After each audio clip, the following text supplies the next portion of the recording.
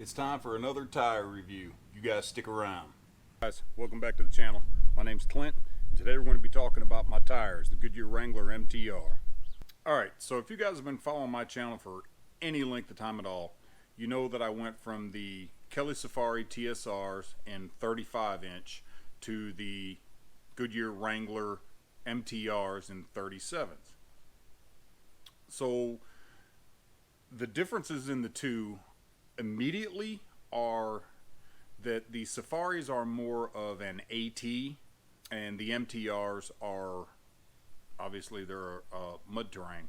So these tires now I've just gotten, I've done one rotation on them, so I've got roughly about 7,500 miles on them. The wear is doing extremely well. The MTRs are a bit of an anomaly when it comes to mud tires. They're more of a hybrid tire than they are a true mud tire. Let me show you what I mean. If we look at this tread pattern right here, you can see there's big spacing in between the lugs on both sides, on the inside and the outside. And what that does is the larger spaces in between these lugs, that helps them to clean out. When you're in muddy terrain, you get your tires spinning, that mud will fling out of there. Then we also have this guy right here, right? That's where the hybrid part of this tire comes into effect. It makes it, at least this part helps it maintain a little more highway drivability. With those lugs being so far apart like they are, it really helps them grab onto rocks and little corners and stuff, and they dig into dirt and mud extremely well. Off-road, they perform great. The one caveat to the off-road performance is that they are a D load range tire, and some of you may know or understand that this tire has Kevlar in it. I will go out on a limb and say that tire dealers are going to tell you it's got Kevlar in the sidewalls. That is not true. I build tires.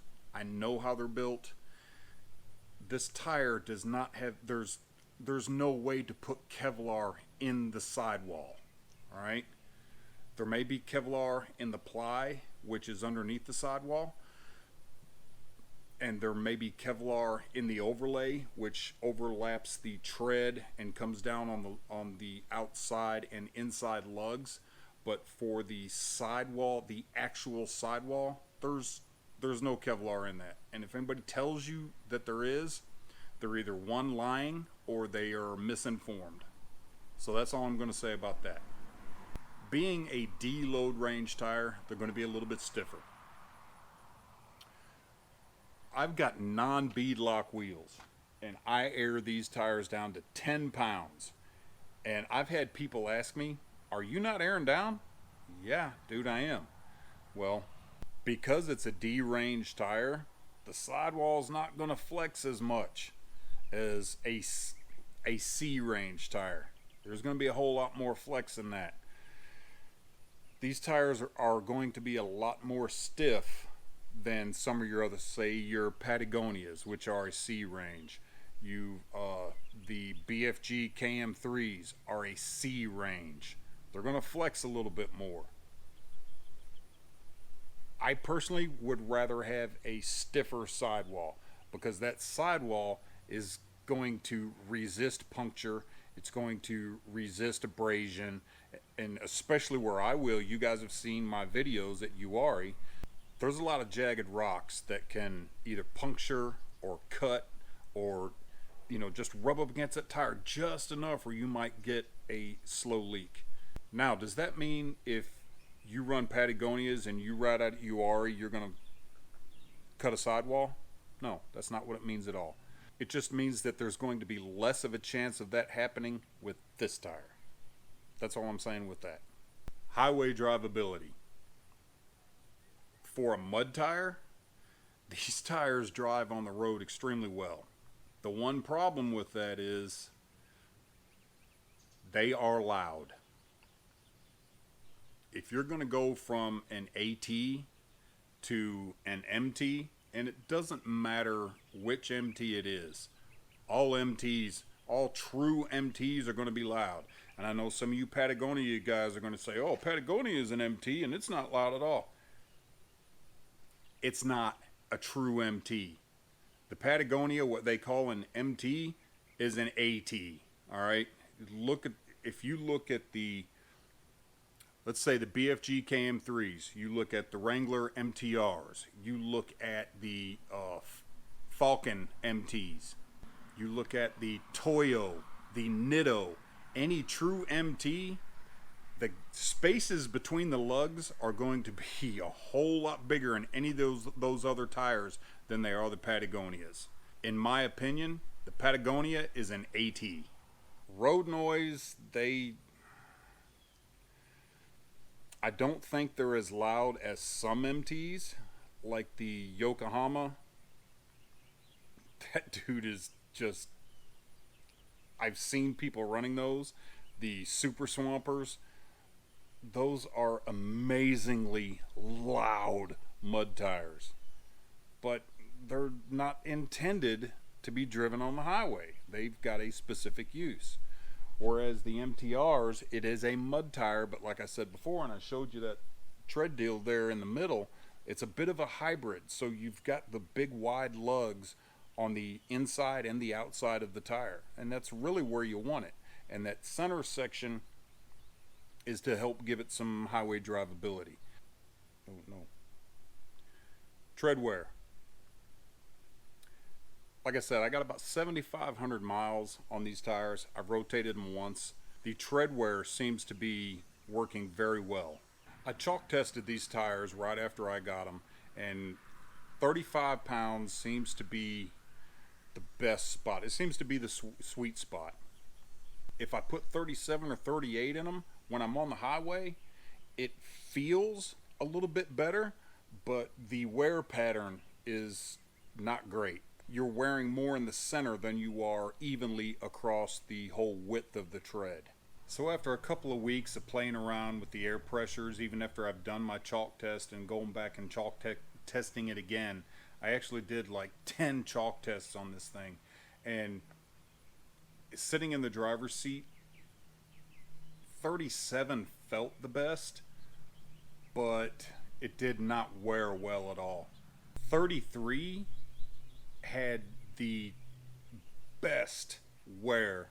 I mean, it completely scraped all the chalk off all the way across, but it just felt a little bit too like I was dragging, you know.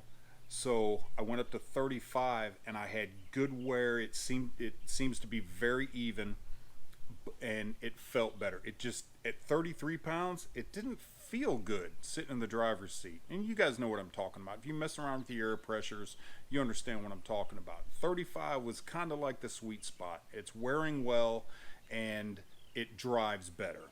It did not drive well at 33 pounds, but it wore perfect. And 35 seems to be the best trade-off. Now, that's not to say that if you have a JKU or a JLU or even a TJ, whatever you're driving, and however your Jeep is set up, you may have a JKU that's extremely heavy. You've got big heavy bumpers on the front and back, and you've got a rack on. You're set up for overlanding. All that weight is going to change the best tire pressure that you should run in your tires. That's why you have to do the chalk test, because every Jeep is different. You're not going to be able to just say, all right, this guy ran 35s in his, I'm going to put 35 pounds in my tires and everything's going to be great. That's not how it works. Your Jeep is more than likely going to be different from mine. So if you decide to go with these tires, run them about a week before you do your first chalk test. Then do your chalk test and try to figure out what works best for you on the highway as far as you're getting your wear and how well it drives. And you've just got to be able to compromise and find a happy medium there. MTs are not great for highway driving. It doesn't matter who makes them, they're not great. And if you're going to get on the highway and drive from the coast of North Carolina, from Wilmington, North Carolina on 40, all the way out to Barstow, California on 40, this probably wouldn't be the tire for you. But I don't plan on doing that. Furthest I plan on going is Moab. Alright, with all that being said, this is my review of the experience I've had with the Goodyear Wrangler MTR. I'm very happy with it. It suits my needs. You just need to take into consideration what your uses for the tire are. I think if your uses are similar to mine, it's not a daily driver, you do a lot of trail riding, it does very well in wet weather, although in North Carolina, at least the part of North Carolina that I live in, we don't get a lot of snow. And generally speaking, MTs don't do well in snow because the snow actually packs in. And unlike mud, where if you get your tires spinning, the mud will fling out of those lugs, snow doesn't work that way. It kind of just gets packed in there, and then you've got 4 round sheets of ice that you're trying to drive on. I can't give any experiences to snow on these. Hopefully we'll get some this year. Hope you guys like this video. Remember to like, comment, subscribe, and share. Till the next time, keep the shiny side up. Jeep on.